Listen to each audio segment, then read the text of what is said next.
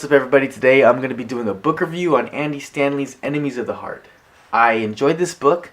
There's a lot of good truth in there, a lot of heart-checking stuff. But the only thing I didn't like about the book is I felt like there was too much story time going on. Like, it's a thick book because of all the stories that Andy Stanley puts. And I get it. He's a great storyteller. He's a great communicator.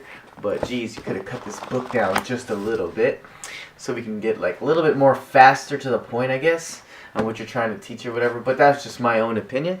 Anyways, let me go over the main point of this book. It talks about 4 different kinds of enemies of the heart. And I'm going to name them really quickly. The first one was guilt. The second one was anger. The third one was greed. And the last one was jealousy. And basically, guilt is I owe you. So if you have a guilt towards somebody, it's because they've done so much for you. And you owe them. And you just want to do whatever it is to make them happy or whatever. And then anger is that you owe me. So you actually done stuff for somebody. And they're not meeting the expectations or the return.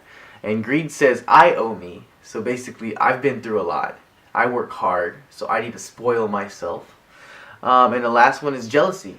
You know, God owes me. So basically, you see all these people, and they have all these nice things, and you're wondering, why don't I have that? Why don't I have a nice wife and family, or nice car, or shoes, or a house, or whatever? And you're like, man, I do all this good stuff, God. You owe me, God. And then it talks about the 4 medicines, which I'm going to go over really quickly. The first one, for guilt, is confess. Not just to God, but to all the offended people that you offended, and confess to change, not just to receive a guilty conscience.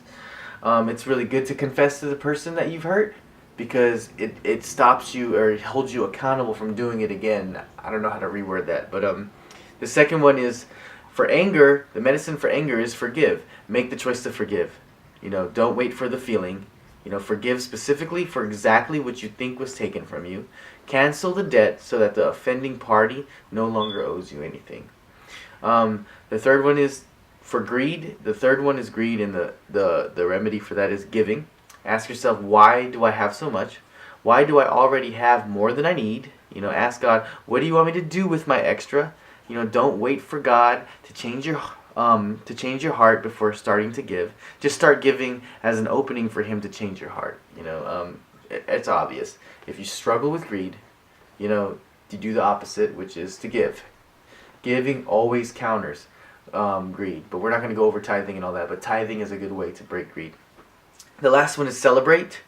For jealousy, the last enemy of the heart is jealousy, and the answer is to celebrate. Jealousy begins when we don't get what we want. So we make a habit of congratulating others for their accomplishments, even though you don't want to. So just celebrating in what God has already done for you and what He's done in your life and all the victories that you've had helps you counter jealousy. You know, because some people are going to have blessings that you don't have, but at the same time, God gave you blessings that other people don't have, and you just have to have that perspective. So anyways, if you really enjoyed this book, I'll leave a link so you can buy the book. In the description, I'll leave a link. But like I said before, man, just too many stories here. But if you get straight to the point, it's definitely some good stuff here, because these are things in the heart that we all struggle with. Like, you can always relate to 1 or 2 or 3, or hopefully not all 4, but you know, you're going to relate to some. It's going to definitely check your heart. All right, thank you so much for watching.